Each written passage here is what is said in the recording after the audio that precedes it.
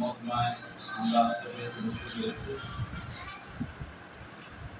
আসলে আমি গতকাল কয়েকটা কথা আমার সহজে বললাম যে মাদ্রাসা, মসজিদ এই সকল কাজে আল্লাহ তাআলা কবুল করা লাগে, কারণ এটা নিজের ক্ষমতা বলে কিছু হয় না।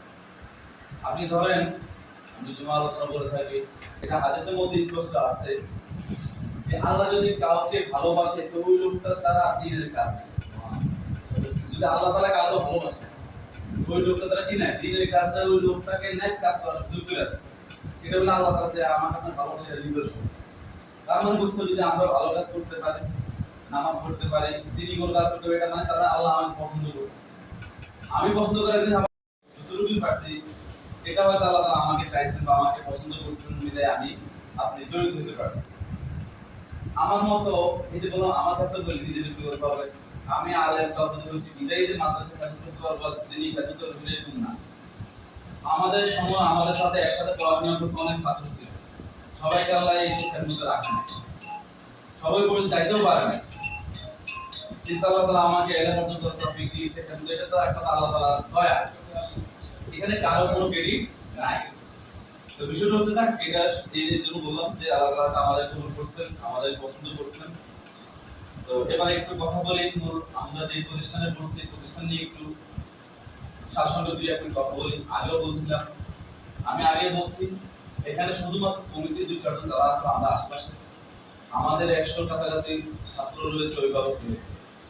আমরা যদি বড় ভাবনা করতে চাই সেই কারণে আমাদের আছে, এটা আমাদের বলা শুরু তো দিচ্ছেন অন্য সময়, ওগুলো আমাদের এখন উদ্দেশ্য না। ওই আমাদের উদ্দেশ্য হচ্ছে ধরো আমরা নিজের বসা সাহস যেটা আছে, কিন্তু আমাদের কথা বলা এইটুকু, যার কারণে ওই বড় প্রোগ্রামে নিয়ত আমার ছিল না। তারপর 10-12 জন 15 জন দাওয়াত দিয়েছি, হয়তো কিছু আরো আসবে আস্তে ধীরে। তো বাকি আপনারা দুজন আমরা যারা তাদেরকে নিয়ে কথা বলার উদ্দেশ্য, কারণ আমি কোনটার সাথে জড়িত আছে ওটা সম্পর্কে ধারণা নেওয়া দরকার। এটা কি আসলেই কার্যকরী কোনো কিছুর সাথে জড়িত আছে কিনা। আমি একটা জায়গায় 5 মিনিট সময় ব্যয় করবো, আমার সম্মূল্য আছে, ঠিক না? কথাটা বুঝতে, কিন্তু আমি যে সেই জন্য একটু জানা। তো আলহামদুলিল্লাহ আমাদের মাদ্রাসার বয়স 4 বছর পূর্ণ হয়েছে। আমরা ঈদের কয়েকদিন আগেও সহযোগিতা আলোচনা চাইতে পারি নাই, আমাদের ওই শাখাতে আমাদের প্রতিষ্ঠা বার্ষিকী আলোচনা করেছে বিশাল আকারে। তো উদ্দেশ্য হচ্ছে একটু মানুষের সাথে আলোচনা করা, 4 বছরের সফলতা কিছু আলোচনা করা, প্রযুক্তি সবকিছু মিলিয়ে আলোচনা করা। তো শুধু এটুকু বলি, আমরা কাজ কোনটা বড় হবে এটা ছোট থেকে বুঝতে পারি, ঠিক না? আমার কথা ভুলে নেবেন, কারণ নাম নিজে নিজে আর কোনো লোক নেই।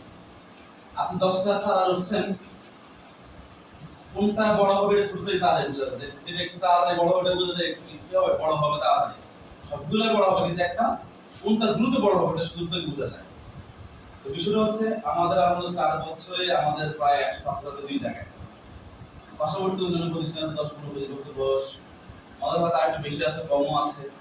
ওখান থেকে বোঝা যায় হয়তো আল্লাহ আমাদের আগামী দিনে আমরা দ্রুত আগাচ্ছি, আমাদের যে ইউজফুল সাথে বিষয়। কিন্তু এই 4 বছর আমি মনে করি আমাদের অনেক আসলে অনেক অনেক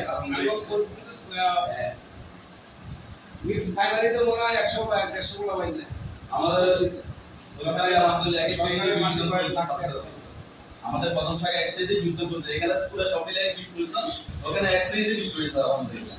এটা বড় উদ্দেশ্য হচ্ছে যে আগানোটাই মূল বিষয়, বিষয় হচ্ছে অল্প সময়ের মধ্যে যে আগাচ্ছে, তার মানে আল্লাহ তাআলা আমাদের কবুল করতেছেন বা আমাদের এই প্রতিষ্ঠানকে আল্লাহ তাআলা কবুল করার জন্য এই কারণে দ্রুত আগাচ্ছে। এবং এটা হয়তো আমরা সফল জায়গায় আসছি, ব্যর্থ জায়গায় আমরা আসি না, ব্যর্থ কোনো কিছু আমরা সম্পৃক্ত হই না, আমরা সফল কোনো কিছু সম্পৃক্ত হচ্ছি। দ্বিতীয় নম্বর কথা হচ্ছে ওই যে বললাম, মানে এই যে আমরা ওখানে এখানে মিলিয়ে আপনার, তো গত বছর আমরা 5 জনই কোনো রকম মানে ভিতরে বই দিয়ে বিদায় করে দিছি, কিন্তু আলহামদুলিল্লাহ সেই জায়গায় এই বছর আমরা বিশাল আয়োজন করে, যেটা হয়তো আগের বছর এই বছর 25 জন, আগের 50 জন দাঁড়াবে। যদি আমরা ঠিক থাকি, আমরা যদি সঠিকভাবে বাচ্চাদের হক আদায় করি, আমি ভাষাটা কথা বলি, দেখেন আমাদের প্রত্যেকে নিজের জায়গায় যদি কোনো ত্রুটি কোনো ধরার সুযোগ থাকে না। আপনি ধরেন একজন ওয়ার্কশপে একটা কাজ করতে দিলেন, আমি হয়তো ধরতে পারবো না, ভিতরগত জিনিস আমি ধরতে পারবো না, এটা ম্যাচতে ধরতে পারবো। ঠিক শিক্ষা বিষয়ে যদি কোনো ত্রুটি করে, এটা শিক্ষক আর ছাত্র ধরতে পারবে, শিক্ষক ধরতে পারবে, অভিভাবক ধরতে পারবে না, ঠিক না? আমি ধরেন এখানে না পড়াই গাড়ি লিখে দিলাম, অভিভাবক তো টাইম পেয়েছে, আলহামদুলিল্লাহ পড়া হয়েছে, আমি যে পড়াই ওইভাবে জানি না, ঠিক না? কিন্তু উপরওয়ালা জানা আছে, তাহলে উনি আমাকে এমনি ডাবাই দেন। আমি এই ভয়টা সবসময় করি এবং এই আশা সবসময় করি যদি আমি হক আদায় করি ওইভাবে বুঝুক না বুঝুক আমার আল্লাহ তাআলা আমার আগে, আর আমি যদি হক নষ্ট করি বাচ্চাদের তাহলে আমাকে এমনি বুঝাই দেবে। তো এটা আমি যেরকম বুঝি আমার শিক্ষকদের বোঝার চেষ্টা করি ওইভাবে আমার লাগাই দিচ্ছি বুঝাক। এটা এই জন্য বললাম তার মাত্র 4 বছর আমরা এদিকে আসছি এবং আমার সুনামের সাথে আসছি, তারপরে মানুষের দুর্যোগ থাকতে পারে সেটা আমরা বুঝিয়ে নেওয়ার চেষ্টা করি। এবার একটু কমিটি নিয়ে কথা বলি। কমিটির প্রয়োজনীয়তা হচ্ছে কেন?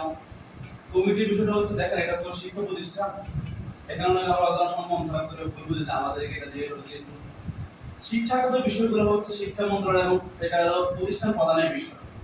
ওটা কমিটির সাথে ওইভাবে আলোচনা বা ইয়ে করার বিষয় না। কমিটির সাথে আলোচনা পর্যন্ত একটা বিষয় মানে মাদ্রাসার সাথে স্কুল এগুলোর কমিটি বিষয়টা আমি বলতে চাই। সেটা হচ্ছে আমাদের কোনো ধরনের কোনো প্রবলেম হচ্ছে কিনা, আমাদের আপনার ভবন অবকাঠামো বা কোনো কিছু জিনিসের উন্নয়নমূলক কাজ এইসব বিষয় নিয়ে কমিটিতে আলোচনা, বিভিন্ন সময় বসা পরামর্শ করা, এটা হলো কমিটির মূল বিষয়। তারপরেও সময় সময় বিভিন্ন সময়ে কথাবার্তা বলা ব্যক্তিগতভাবে, হ্যাঁ, যে আমাদের পার্সোনাল পড়ালেখা এই জিনিসগুলো জানানো, এটা হলো তাদেরকে জানানোর দায়িত্ব।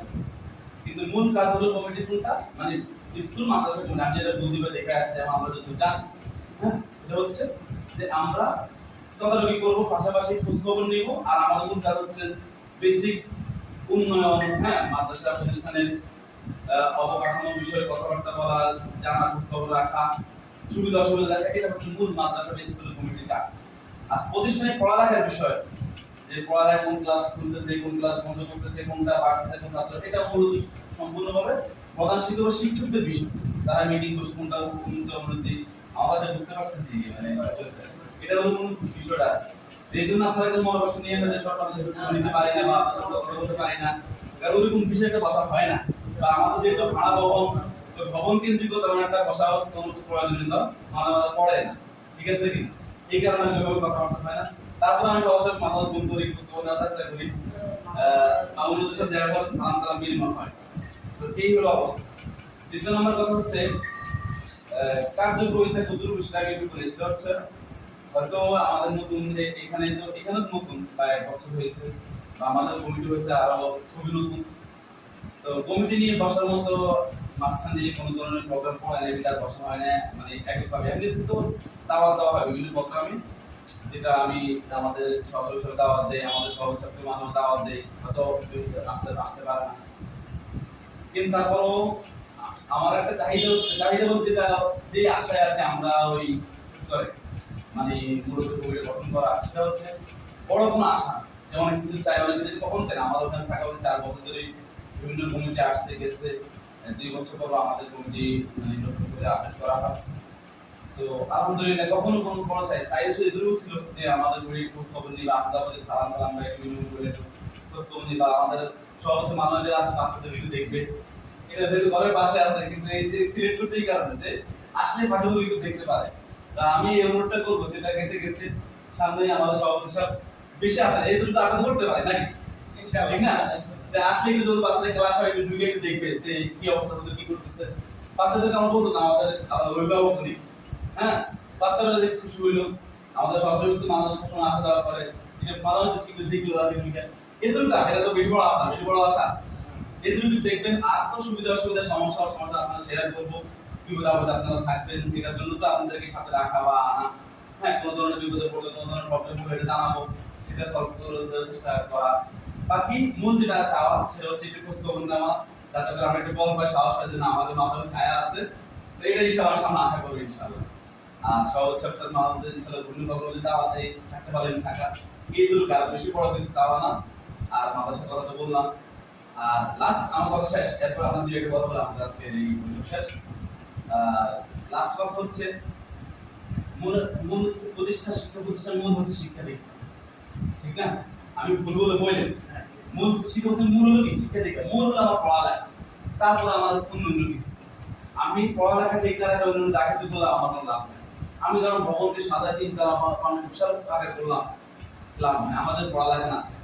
আবার আমার তিনের ঘর কিন্তু পড়ালেখা আছে, যেরকম আমরা আদর্শ একাডেমি একটা প্রমাণ যে এর মতো তারা মানে পড়ালেখা কিন্তু সারা পর্যন্ত সেরা অবস্থান অর্জন করছে, এবং সেটা তো আপনারা জানেন সুনামের দিক থেকে নাকি, কিন্তু দেখা যায় পানি পড়ে এরপরও কি বাচ্চাদেরকে মানুষ হাজার জায়গায় ভর্তি করে দিচ্ছে কেন, কোন পড়ালেখাটা পাইছে। তো বিষয়টা হচ্ছে আমরা আমাদের প্রতিষ্ঠা সেগুলো দেখেছিলাম, তো আমাদের ওই সহযোগী বিরতি গেছিল, আর আপনাদের যাতে পারেন না তাদেরকে দেখে এই আমাদের পঞ্চম শ্রেণীর বাচ্চা হাতের লেখা ইংরেজি এইখানে প্রথম শ্রেণী থেকে পড়তেছে, আমাদের ওইখানে প্রথম শ্রেণী থেকে পড়তেছে পঞ্চম শ্রেণীর বাচ্চা হাতের লেখা আলহামদুলিল্লাহ, যেটা আমাদের সাধারণত সেভেন বাচ্চাদের হাতের লেখার মধ্যে ইংরেজি হাতের লেখা, এটা সরাসরি দেখা এই জন্য দেখাচ্ছি যাতে একটু বুঝে নেওয়া পড়ালেখার মান আমাদের বাংলা আরবি দেখাচ্ছি, এটা হলো ইংরেজি আমাদের সেক্রেটারি যদি দেখা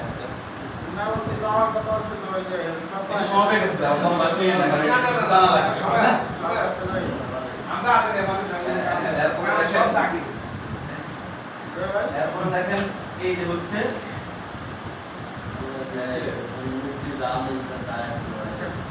এটা হচ্ছে বাংলা লেখা আমাদের চতুর্থ শ্রেণীর বাচ্চাদের, যেটা এক প্রতিষ্ঠানে পাঠাচ্ছে তারা বলতেছে কি শিক্ষকের লেখা ছাত্র লেখা, আমি বলছি আলাদা আলাদা ছাত্র লেখা। আলহামদুলিল্লাহ এটা আমাদের ওই বছর আমাদের মাদ্রাসা দিয়ে লিখিত হতো, এখানে আমরা টানা দিই ইনশাআল্লাহ। এরপরে লাস্টটা আরবিটা দেখেন, হ্যাঁ এটা হচ্ছে আমাদের বাচ্চাদের তাও এটা আমাদের চতুর্থ শ্রেণীর বাচ্চা আরবি লেখা। আমরা যেহেতু মাদ্রাসা দিয়ে নাম দিয়েছি অবশ্যই ধোকাবাজি করার সুযোগ নেই, কারণ আমরা প্রত্যেকটা এগারো টিম বলছি আমরা মানুষ, আমাদের আরবি পাবেন, বাংলা পাবেন, ইংরেজি পাবেন, দুটোটা পাবেন। এখানে পৃথিবীতে বাচ্চা হাতে লাগে এক বাচ্চা আলহামদুলিল্লাহ।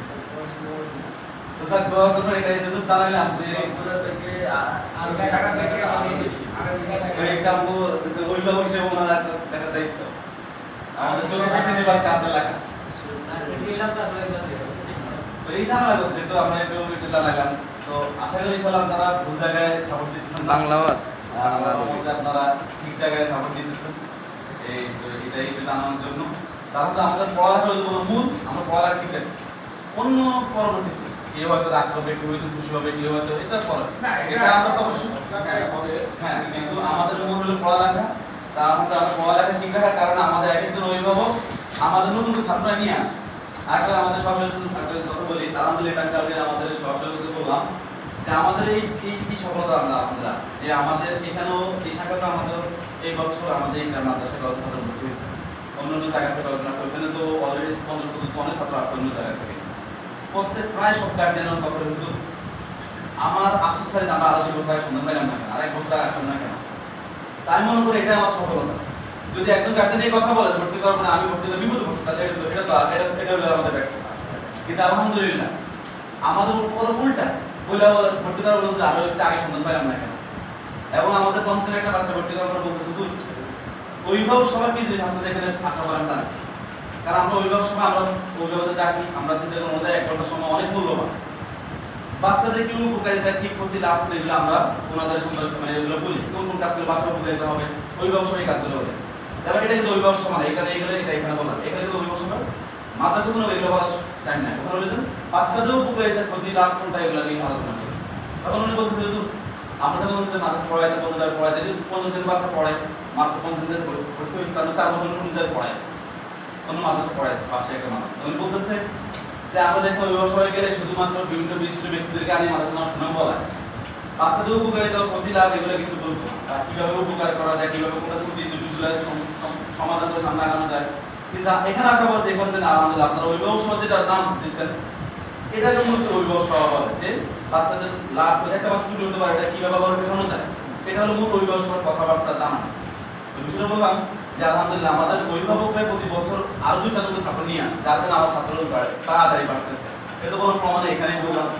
তো আলহামদুলিল্লাহ এরপর আরেকটা কথা বলি, আমি সবার সামনে জানি অনেকে আমরা এটা অভিযোগ না, আমরা চাই যে আমরা একটু মানে চালানোর জন্য, কারণ আমি বুঝি মানুষ যদি আমি মান দেখাতে পারি 2 টাকা বেশি হলেও দেখাতে চায়, ভালো পণ্যের জন্য 5 টাকা বেশি হলেও কিনতে চায়, তাহলে পড়ালেখা যদি আমি ভালো দিতে পারি মানুষ 2 টাকা বেশি 100 বছর পড়া। কিন্তু আমরা যদি গরম হারে অন্য প্রতিষ্ঠানে 2 টাকা ভর্তি বেতন দিয়ে দিই তাহলে আমরা 7 টাকায় পাবো, আমরা পরে রাখতে পারবো না।